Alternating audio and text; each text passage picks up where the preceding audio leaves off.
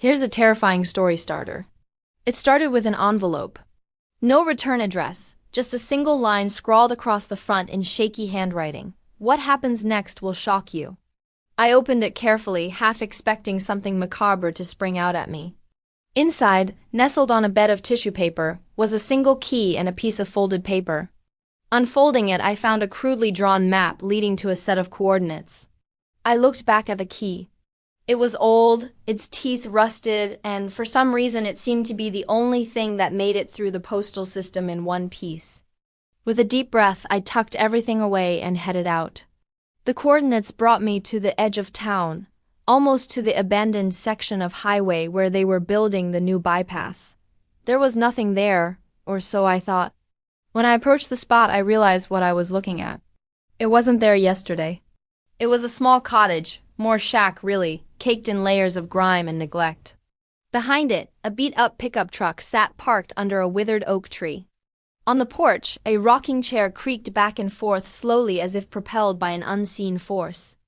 As I got closer, I noticed the paint on the peeling door was red. And as I stood there staring at it, I could have sworn I saw a flicker of movement behind the glass. Curiosity battled with apprehension, but curiosity won out. Reaching out, I put the key in the door, turned it and pushed the door open. Inside, years of dust motes danced in the slivers of moonlight that cut through cracks in the boarded-up windows. Furniture was overturned or shrouded in dust covers. In the corner, an old TV flickered to life as though someone had turned it on decades ago and left it running, the screen filled with static. My breath hitched. Was I really about to find something genuinely horrifying in the middle of nowhere? Something that would make the hairs on the back of my neck stand on end and freeze the blood in my veins? I wasn't sure I wanted to find out. Yet then I noticed something odd. Amidst the jumble of wires connected to the TV set, I spotted a remote control. Could this be a cruel joke played by some bored teenagers? I thought not. If they'd managed to get into the house, why would they bother turning the TV on and leaving it like this? Did whoever lived here turn it on before disappearing? Had they been watching something in those final moments? Was that why they'd written that note? Was this a warning? My mind raced. Then the screen flickered again and the static cleared to reveal a face. I gasped. The face was male, pale and gaunt with sunken eyes and a twisted smile. His gaze seemed to bore into mine, his grin widening. I stared back, mesmerized by the intensity of his expression. He looked like he hadn't slept in weeks, his eyes hollow and haunted. Was this meant to be me? To become like this man trapped in a never-ending nightmare? Then he began to speak, his voice raspy and distorted as if coming from a distance. He leaned closer to the camera, his smile growing wider until it was almost a grotesque parody of itself. His lips moved and the words appeared on the screen as if scrawled by a shaky hand. "Look behind you." Adrenaline surged through my veins. I whipped around, my heart pounding against my ribs. The TV was still there, its screen mocking me with the words. I told myself it was just a recording, some sick prank. Yet a chill snaked down my spine and I couldn't help but wonder what exactly was going on. My eyes darted around the room, taking in the disarray, searching for anything out of place. That's when I saw it. In the corner, something stirred. At first, it was just a silhouette, a vague shape outlined against the dim glow of the television screen. But as my eyes adjusted, the edges sharpened, solidifying into a disturbing form. It was tall, impossibly tall, like a skyscraper looming over me, blocking out the sliver of moonlight from the window above. It was thin, almost skeletal, and seemed to be composed of some dark, shapeless mass. 2 points of malevolent light burned where its eyes should be, boring into me, searing my retinas. I froze, unable to move, unable to scream. The creature took a step toward me and the floorboards creaked ominously. Each step it took sent tremors through the floor, vibrating up my legs and anchoring me to the spot. The air grew cold and the smell of decay, like a rotting corpse, filled my nostrils. Terror coiled in my stomach, squeezing tight, cutting off my breath. As it advanced, the creature seemed to grow, casting an oppressive shadow that blotted out the rest of the room. It loomed closer, its presence suffocating me, stealing my breath. Then it spoke, its voice a cacophony of whispers and screams echoing inside my head. It didn't form words, didn't utter sounds. It was pure sensation, pure terror. Somehow I understood. You are not supposed to be here. You shouldn't have come. And finally, the most terrifying, you shouldn't have listened. My mind reeled trying to comprehend, but comprehension was impossible. This defied logic, defied reality. And yet I felt an undeniable connection to this place, to this moment. As if some primal part of me had been waiting for this, had orchestrated this. A sob caught in my throat, but no sound emerged. I wanted to run, to hide, but my limbs felt heavy, leaden. All I could do was stand there, frozen in the grip of primal fear, listening to the creature's chilling whispers that reverberated in the chambers of my soul. In a guttural voice, it continued to speak, its words slithering into my consciousness like venomous serpents. I don't want to hurt you, it hissed, its breath hot and foul on my cheek. I could feel the vibrations of its voice in my bones, resonating with the primal rhythm of fear. But you must leave. You cannot stay here. It wasn't a command, it was a warning. And then, just as abruptly as it began, the transmission ended. The face on the screen was replaced by static once more, the eerie silence amplifying my pounding heart.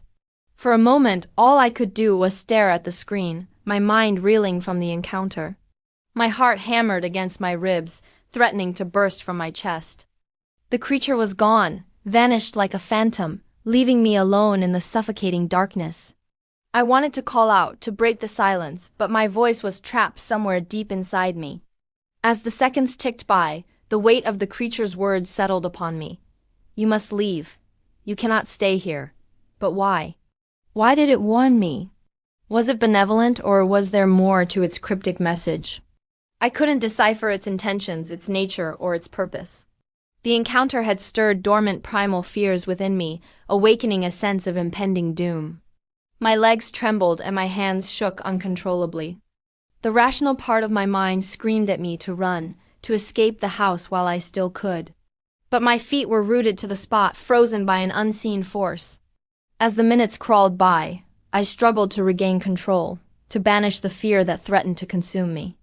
I forced myself to take a deep breath, willing my trembling limbs to obey. It was now or never. I had to leave, to flee from whatever darkness this house concealed. With a burst of adrenaline, I broke free from my paralysis and fled. I sprinted through the house, crashing through the boarded-up door at the back. I didn't stop running until I reached the safety of my car. As I sped away, I glanced back at the house, its dark silhouette receding into the rearview mirror. I couldn't shake the feeling that something sinister lurked within those dilapidated walls.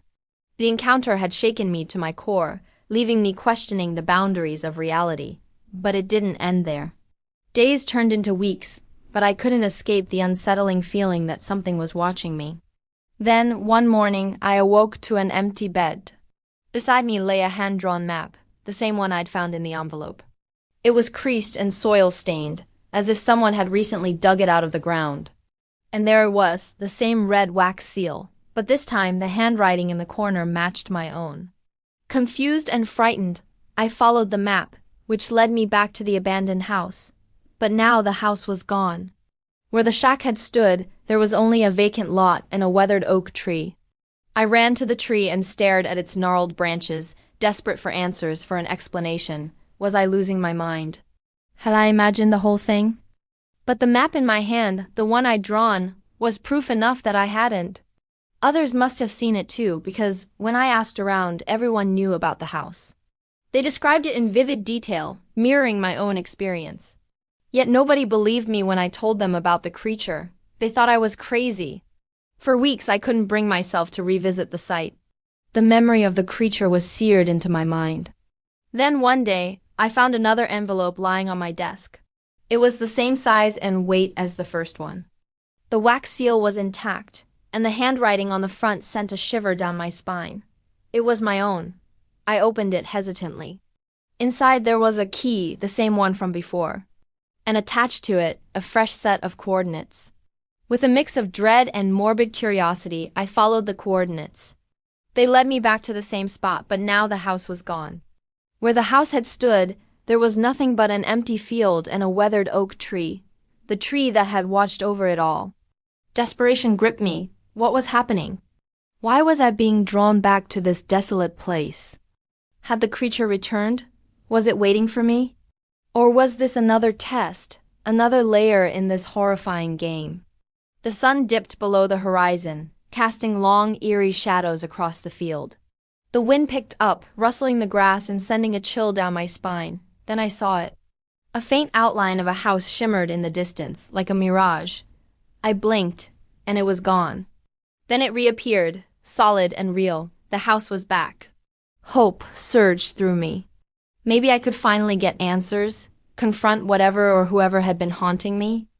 Taking a deep breath, I walked towards the house, my eyes fixed on the flickering light in the window. As I drew closer, the details sharpened. The paint on the door was indeed red, the shutters hanging precariously from one hinge. It was the same house, or at least it looked like it. But what awaited me on the other side? Was it the same horrifying spectacle I'd witnessed before? Or was there something worse? Something that transcended my wildest nightmares? As I reached out to knock on the door, I knew I was about to find out.